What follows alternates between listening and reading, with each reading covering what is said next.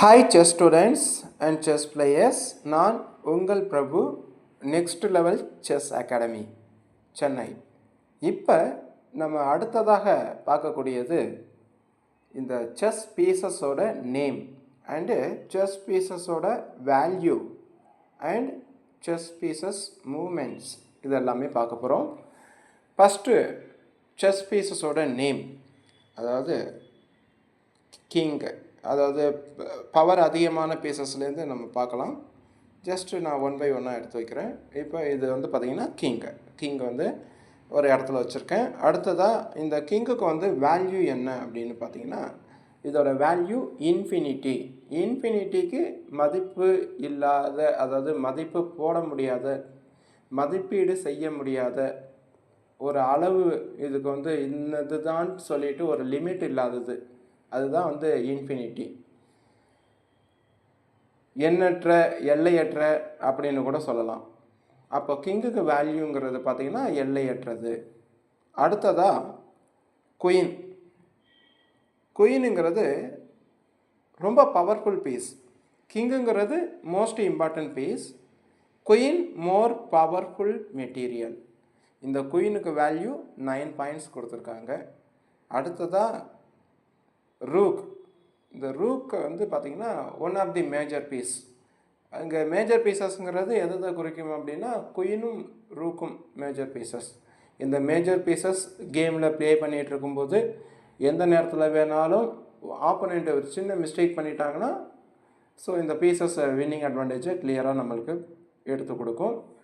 So இந்த ரூக்குங்கிறது major பீஸுங்கிறத பார்த்துட்டோம். இந்த ரூக்குக்கு வேல்யூ 5 பாயிண்ட்ஸ். அடுத்ததாக நம்ம பார்க்கக்கூடியது பிஷப். இந்த பிஷப் பார்த்திங்கன்னா மைனர் பீஸ், அதாவது பிஷப்பும் நைட்டும் மைனர் பீசஸ். இந்த பிஷப்போட வேல்யூ 3 பாயிண்ட்ஸ். அடுத்ததாக நைட்டு.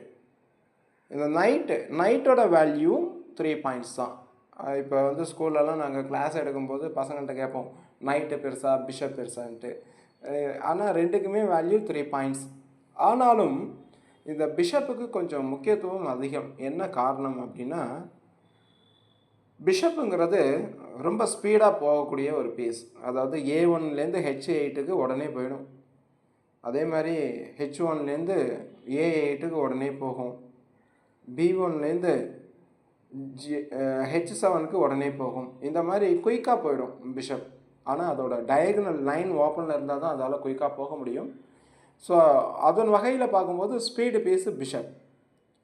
பட் நைட் வந்து ஸ்லோ பீஸ். ஒரு நைட் வந்து ஒரு கார்னர்லேருந்து இன்னொரு கார்னர் போகிறதுக்கு ஒரு 4-5 மூவ்ஸ் வரையும் எடுத்துக்கும். ஸோ அதனால் வந்து நைட் வந்து பார்த்திங்கன்னா slow piece. Knight can jump over other piece. நைட்டுக்கிட்ட இருக்கக்கூடிய ஒரு தனித்துவம் என்ன அப்படின்னா, நைட்டால் வந்து எந்த பீஸை வேணாலும் ஜம்ப் பண்ண முடியும். நம்மளோட பீசஸை ஜம்ப் பண்ணலாம், எனிமி பீசஸை ஜம்ப் பண்ணலாம், எங்கேருந்து வேணாலும் உள்ளேருந்து வெளியில் போகும். அதே மாதிரி உள்ளே போய் அட்டாக் பண்ணிவிட்டு திருப்பி ரொம்ப தந்திரமாக வெளியில் வந்துடும். ஸோ அப்படிப்பட்ட பீஸ் நைட்டு. ஆனால் பிஷப்புங்கிறது பார்த்திங்கன்னா அதோட லைன் ஓப்பனில் இருந்தால் தான் அது பர்ஃபார்மன்ஸை பெஸ்ட்டாக பண்ணும். இதுதான் வந்து நைட்டுக்கும் பிஷப்புக்கும் இருக்கக்கூடிய வித்தியாசம். ஆனால் இந்த கேமோட நிறைவு பகுதியில் 2 பிஷப் மட்டும் இருக்குது அப்படின்னா எனிமிக்கு இங்கே கொஞ்சம் ஈஸியாகவே மேட் அடிச்சிடலாம்.